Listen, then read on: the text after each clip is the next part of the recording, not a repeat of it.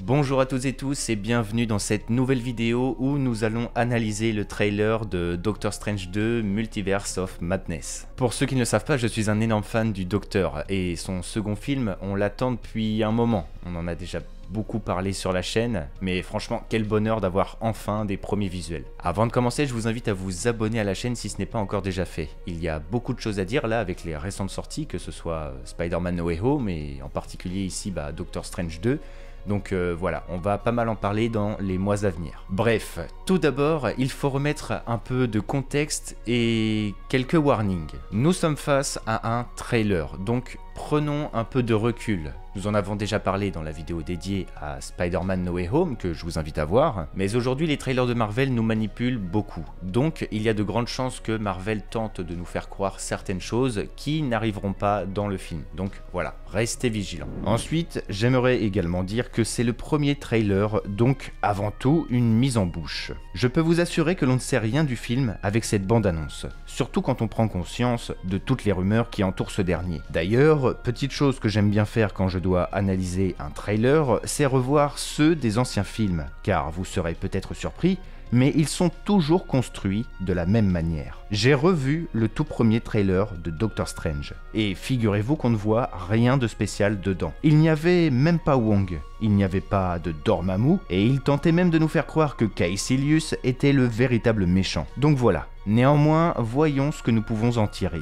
Il y a des choses très intéressantes à relever. Premièrement, il faut se rappeler que Doctor Strange 2 Multiverse of Madness s'inscrit dans une sorte de trilogie. C'est Kevin Feige lui-même, le papa du MCU, qui nous avait affirmé que WandaVision, Spider-Man No Way Home et Doctor Strange 2 étaient très fortement reliés et formaient un tout. En gros. Doctor Strange 2 étant la conclusion entre guillemets de cette trilogie, ce film va répondre à plusieurs éléments introduits dans WandaVision et Spider-Man 3. Bien évidemment, nous pensons à Wanda qui aura un rôle majeur dans le film, et il semblerait comme attendu que le sortilège de Strange dans No Way Home soit une conséquence de l'existence du second opus du Docteur, puisque le trailer démarre sur la conversation entre Strange et Wong concernant ce fameux sort dit trop dangereux et qui peut altérer l'espace-temps. Forcément, ce qui va découler de ça, c'est le retour de notre fameux Mordo. Nous l'entendons même dire que Strange ne restera pas impuni face à ses actes. Mordo, pour rappel, dans Doctor Strange, a complètement vrillé quand il a appris que l'Ancien tirait ses pouvoirs de la dimension noire, dans le but d'atteindre une certaine immortalité. Puis n'a pas supporté non plus que Strange joue avec la pierre du temps pour défaire Dormammu et ramener la ville à son état d'antan. Mordo ne rigole pas avec les lois de l'univers, et cela va le conduire vers une certaine noirceur. Une noirceur qui avait déjà été teasée dans la scène post-générique du premier Doctor Strange, où ce dernier avait supprimé les pouvoirs de Pangborn, jugeant qu'il existe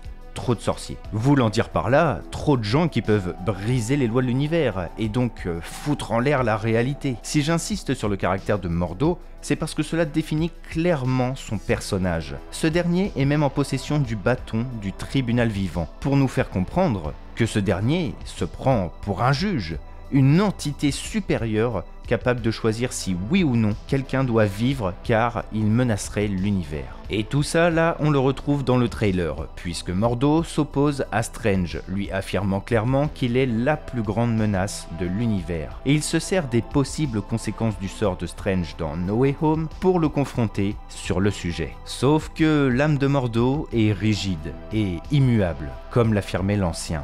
Il faut par moments savoir enfreindre les règles pour l'intérêt général. Et ceci, Strange en a conscience. Ce qui n'est pas du tout le cas de Mordo. Désormais, avec ce second opus, nous avons de très grandes chances d'avoir à l'écran un Mordo qui se rapprocherait de ce qu'il était dans les comics, avec le titre de Baron. Un Mordo qui deviendrait donc le plus grand rival de Doctor Strange, un sorcier qui serait devenu sinistre et qui n'hésiterait pas à utiliser la magie noire pour arriver à ses fins. Et le truc, c'est que la présence d'un Evil Doctor Strange ne va pas du tout aider à convaincre Mordo. Effectivement, Cependant, il y a de très grandes chances, voire c'est même obligé, à part si c'est une illusion ou possiblement quelqu'un d'autre, mais qu'il s'agisse du Doctor Strange présent dans What If. Sauf que ce Doctor Strange a complètement annihilé sa réalité dans What If. Mordo, qui est déjà très rigide et énervé contre notre Doctor Strange qui enfreint les règles par moment, s'il apprend qu'un Strange d'une autre réalité a complètement annihilé la sienne, bah ça ne va pas le faire du tout. Et justement, dans les comics, Mordo est quelqu'un qui n'hésite pas à faire les coups les plus bas et surtout à pactiser avec des êtres plus grands que lui, comme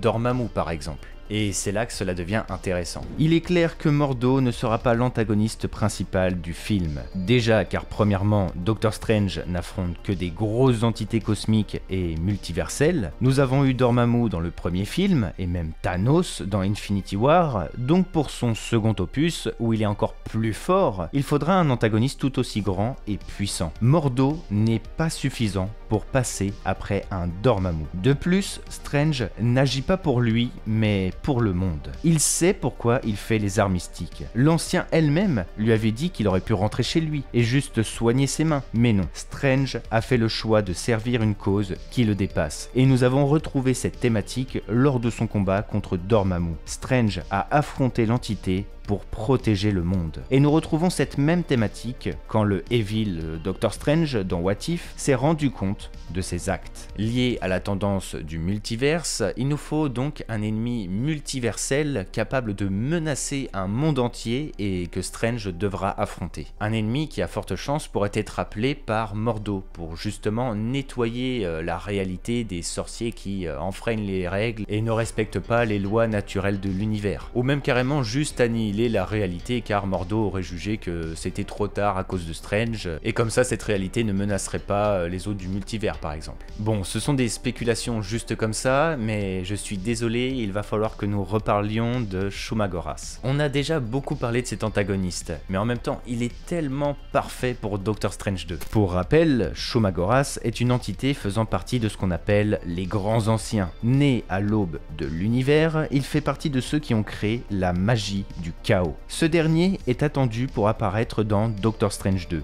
Et pour cause, Shumagoras est un des plus grands ennemis de Doctor Strange. Il permet de relier également Wanda au récit, étant lié à la magie du chaos, et surtout, si nous faisons bel et bien face au Evil Doctor Strange de What If, eh bien ce dernier l'a déjà côtoyé dans la série, et a même absorbé quelques tentacules lui appartenant. D'ailleurs, à l'origine, Shumagoras voyage à travers les réalités pour les annihiler ou les conquérir. Donc voilà, c'est une menace parfaite pour Doctor Strange 2 et ça colle parfaitement aux thématiques du film et à celle du multivers. D'ailleurs, il se pourrait à la base que Shumagoras soit enfermé dans une dimension et que quelqu'un l'ait libéré pour justement mettre le bazar. Cependant, non, il ne s'agit pas de Shumagoras dans le trailer. Ce dernier est beaucoup plus massif et primordial que ça. Il s'agit à très forte chance de Gargantos, qui d'ailleurs a été teasé avec le merchandising des jouets du film. Et là, il y a quelque chose d'intéressant à souligner. C'est que Gargantos est un monstre lié normalement à Atlantis,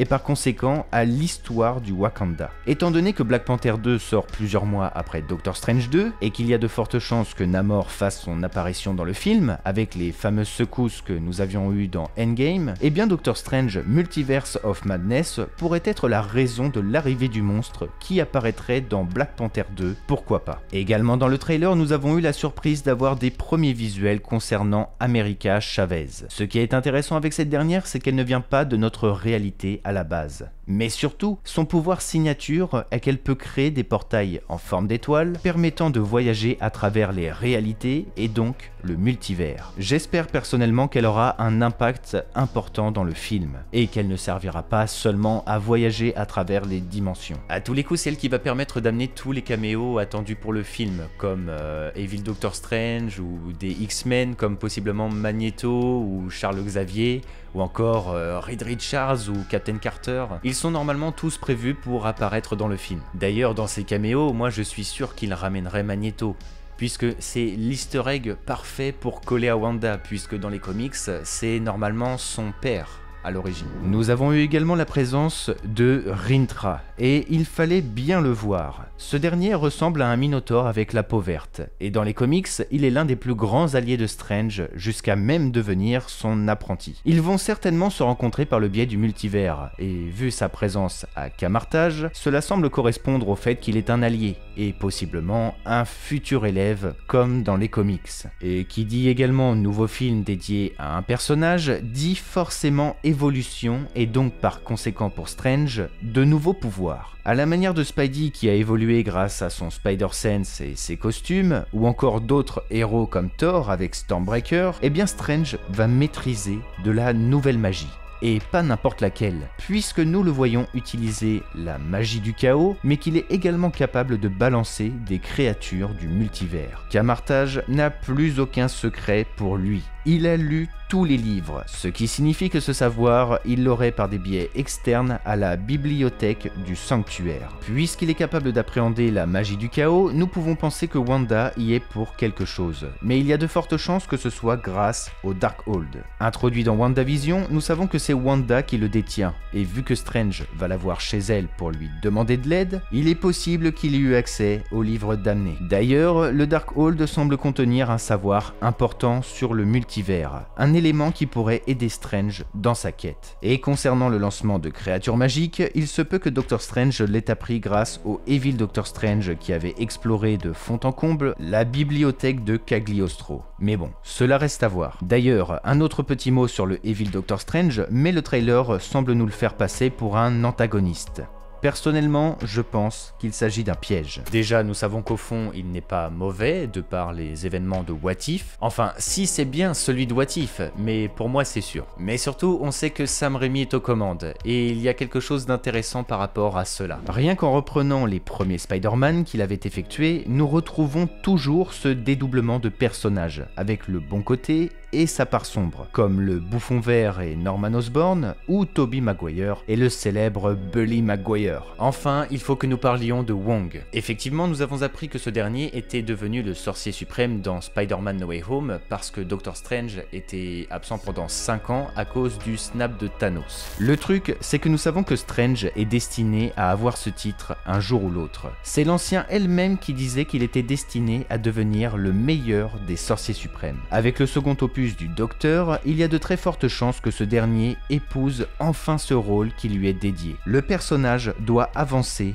et évoluer. On n'a pas eu l'occasion de voir un véritable avancement sur le personnage depuis son premier film en 2016. Malheureusement, si Wong détient ce titre et que Strange doit le lui prendre, il est possible qu'un acte malheureux se passe dans le film concernant Wong. Peut-être que ce ne sera pas le cas, mais il n'y a pas de raison que Wong arrête d'être sorcier suprême. Et Strange doit pourtant le devenir. Donc, cela reste à voir. D'ailleurs, si Rintrah apparaît, il y a de grandes chances qu'il soit un nouveau compagnon pour Strange, donc il pourrait techniquement prendre la place d'acolyte que symbolise Wong. Mais voilà, ce n'est pas ce que je souhaite, surtout que maintenant, en plus, Wong est lié à Shang-Chi. Et ah oui, par rapport à Christine Palmer, le plan nous montrant son mariage était très intéressant, car il y a toujours cette thématique d'amour qui entoure l'histoire de Strange. Même si le Docteur et Christine sont très liés, cette dernière semble avoir tourné la page concernant Steven. Et normal, dur de cohabiter avec un sorcier de Camartage. Mais ce qui est intéressant, c'est que si Christine est mariée et s'éloigne petit à petit du tableau, cela ouvre la porte à Strange pour s'ouvrir vers de nouvelles personnes et pourquoi pas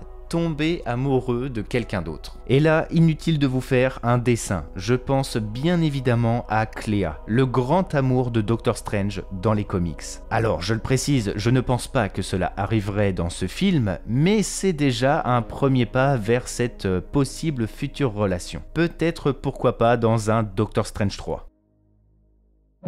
Écoutez, je pense avoir dit pas mal de choses concernant le trailer, cela ne reflète évidemment que ma pensée et mon avis, hein. À vous de me dire si j'ai oublié quelque chose et puis s'il y a un élément particulier qui vous hype, ou si tout simplement le film vous intéresse grandement. J'espère en tout cas que ma vidéo vous aura plu, je vous invite à aller voir une de mes précédentes vidéos où justement nous parlions énormément de Shumagoras, de Doctor Strange 2, de WandaVision, etc. Et je trouve personnellement que cette vidéo est toujours d'actualité. Donc voilà, cela peut vous intéresser, je vous invite à aller la voir. Puis écoutez, n'hésitez pas à vous abonner à la chaîne, à laisser un petit pouce bleu. Doctor Strange 2 est un film qui me hype depuis très longtemps, on en avait déjà beaucoup parlé à l'époque, même sans aucune information.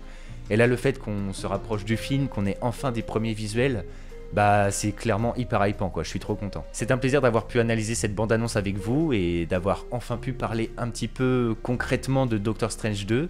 Je vous souhaite à tous un très joyeux Noël, des bonnes fêtes de fin d'année et puis bah écoutez, que le Lionheart soit avec vous, c'était Targorok, allez, ciao tout le monde.